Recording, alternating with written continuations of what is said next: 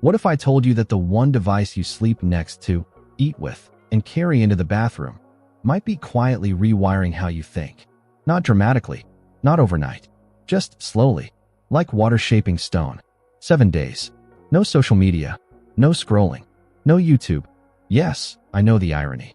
Just silence and whatever my actual brain had left to offer. Here's the thing nobody warned me about. I didn't feel free on day 1. I felt itchy, anxious, like I'd forgotten something important but couldn't remember what. Psychologist B.F. Skinner's variable reward theory may help explain exactly why and what happened to my brain when I cut the supply. We'll get to that. But here's what shocked me at the end of day 7. It wasn't what I expected to feel. Not peace, not productivity. Something far stranger and honestly more useful. Stay with me. Because if you've ever wondered whether your phone owns more of you than you realize, this video might answer that quietly uncomfortable question. Before we go any further, like this video, drop a comment, share it with someone who needs a digital detox, and subscribe if you're new. Don't skip any part. Every section hits differently. Number 1. The first 24 hours feel like withdrawal, and that's not an accident. Day 1 wasn't peaceful. It was genuinely uncomfortable in a way I hadn't predicted. I kept reaching for my phone. Muscle memory. My hand would move before my brain even made a decision. That reflex alone tells you something disturbing about how deep the habit runs. Skinner's variable reward model, the same framework used to explain slot machine addiction, appears to describe smartphone behavior almost perfectly. You don't check your phone because you want to. You check it because your brain has learned that sometimes something interesting is there. The unpredictability is the hook. Understanding this doesn't make the discomfort disappear, but it does change what you're fighting. You're not fighting laziness. You're fighting a design. By hour 18, something subtle shifted. The itchiness started to quiet, just slightly. Number 2. Boredom isn't the enemy, it's the doorway. Here's something modern culture gets completely backwards. Boredom is treated like a failure state. We fill every gap. Waiting for coffee, scroll.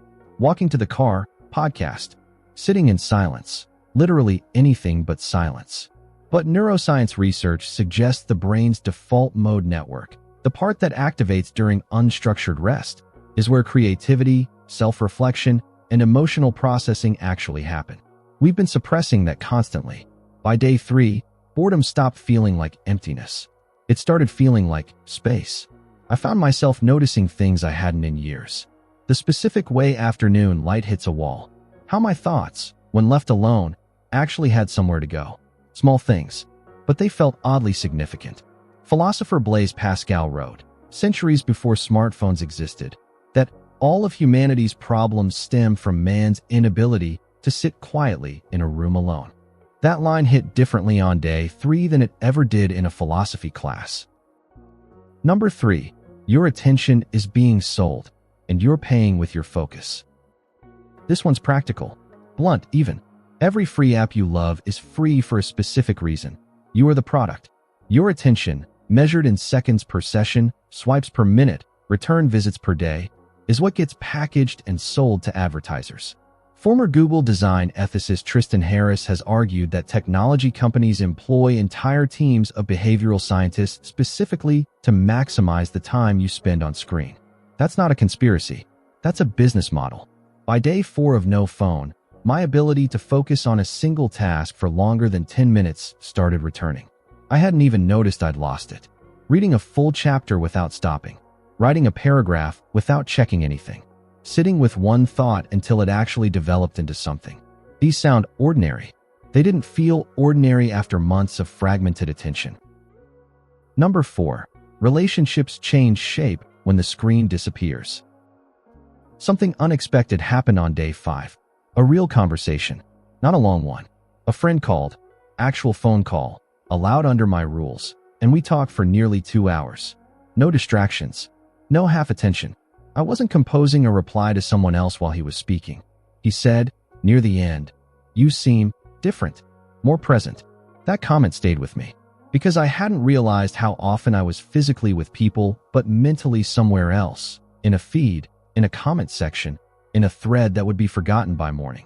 Research in relationship psychology suggests that phubbing, the act of snubbing someone in favor of your phone, erodes trust and intimacy in ways people often underreport, partly because everyone does it, so it's normalized. Normal doesn't mean harmless. Number 5. Day 7. The ending that surprised me. I expected Day 7 to feel like a victory, a clean, cinematic moment of clarity. It didn't. What I felt instead was something quieter and harder to name. A kind of low-grade grief, for time already spent, for attention already given away, for the version of myself that existed before the habit formed so deeply. But underneath that was something real, a sense that I could choose differently now. Not perfectly, not permanently, but consciously. Psychologist Viktor Frankl wrote that between stimulus and response, there is a space. In that space is our power to choose. 7 days created that space. Artificially, intentionally, uncomfortably. The phone went back on, but something about how I used it was different. Slightly, measurably. That's not a dramatic ending, but it may be the honest one. Here's what 7 days without a phone actually taught me, and what I want you to sit with after this video ends. The phone isn't the villain. Unconscious uses. You don't have to quit cold turkey. You don't have to throw your device away or move to a cabin. But understanding why the pull is so strong, the design, the psychology, the business model behind it, could change how you engage with it tomorrow. Even slightly. Small shifts in awareness, made consistently, appear to compound. That's not motivational fluff. That's just how behavioral change tends to work. So, one question worth asking yourself tonight. What would you notice if your phone wasn't there to fill the silence? You might be surprised. I was. If this video made you think, even a little, like it, share it, comment your affirmation below, and subscribe for more content that challenges what we take for granted. Every notification you allow in your life is a choice. Make a few of them count.